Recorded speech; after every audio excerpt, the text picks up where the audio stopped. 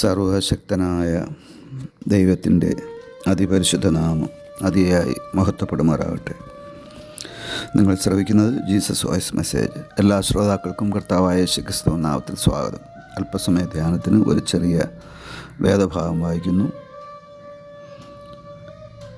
നെഹമ്യാവിൻ്റെ പുസ്തകം, അധ്യായം 8, 11, 12 തിരുവചനങ്ങൾ. ഔവണ്ണം ലേവ്യരും നിങ്ങൾ മിണ്ടാതിരിപ്പിൻ, ഈ ദിവസം വിശുദ്ധമല്ലോ, നിങ്ങൾ ദുഃഖിക്കരുത് എന്ന് പറഞ്ഞു. സർവ്വജനത്തെയും സാവധാനപ്പെടുത്തി. തങ്ങളോട് പറഞ്ഞ വചനം ബോധ്യമായതുകൊണ്ട് ജനമെല്ലാം പോയി തിന്നുകയും കുടിക്കുകയും പകർച്ച കൊടുത്തയക്കുകയും അത്യന്തം സന്തോഷിക്കുകയും ചെയ്തു. കർത്താവിൽ പ്രിയരെ, നാം വായിച്ചു കേട്ട നെഹമ്യാവിൻ്റെ പുസ്തകം 8-ാം അധ്യായത്തിൽ വേദപുസ്തക പാരായണത്തിലൂടെ ലഭിച്ച സന്തോഷത്തിൻ്റെ അനന്തരഫലമാണ് നാം കാണുന്നത്.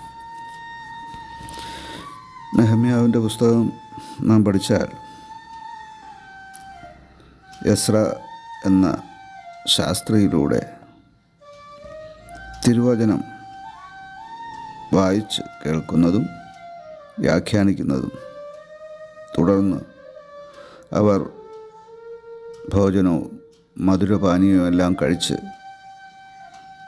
മറ്റുള്ളവർക്ക് അഥവാ അത് ലഭ്യമല്ലാത്തവർക്ക് കൊടുത്തയച്ചും സന്തോഷിക്കുകയാണ്.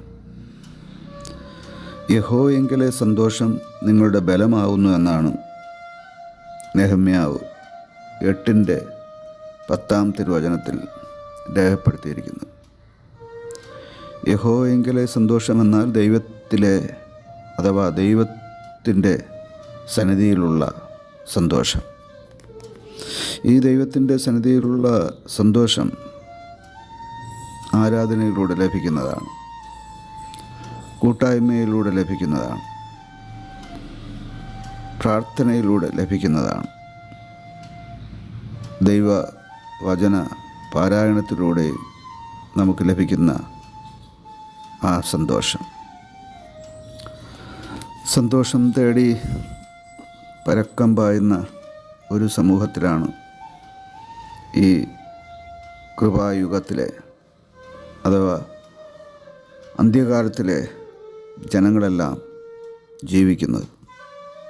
എവിടെ ഒരിറ്റു സന്തോഷം ലഭിക്കും, എവിടെ ഒരിറ്റു സമാധാനം ലഭിക്കും, ശാന്തിയോടുകൂടെ വസിക്കുക, ഇതെല്ലാം മനുഷ്യ ജീവിതത്തിലെ അത്യന്താപേക്ഷിതമായ കാര്യങ്ങളാണ്. അതുകൊണ്ട് തന്നെ ഈ സന്തോഷത്തിനായി തീർത്ഥാടനങ്ങൾ നടത്തിയും വിനോദസഞ്ചാരങ്ങൾ നടത്തിയും മറ്റു പല കാര്യാദികളിൽ ജനം മുഴുകുന്നു. എന്നാൽ ഇപ്രകാരം പലതരത്തിലുള്ള വിനോദയാത്രകളും തീർത്ഥയാത്രകളും നടത്തി തിരിച്ചു വന്നതിന് ശേഷം അവരോട് ചോദിച്ചാൽ അഥവാ അവരോട് സംസാരിച്ചാൽ അവരുടെ ഹൃദയത്തിൻ്റെ ആഴത്തിൻ്റെ ദുഃഖം അവർ വെളിപ്പെടുത്തുവാനിടയാകും. ഇവിടെ എന്താണ് നാം മനസ്സിലാക്കേണ്ടത്?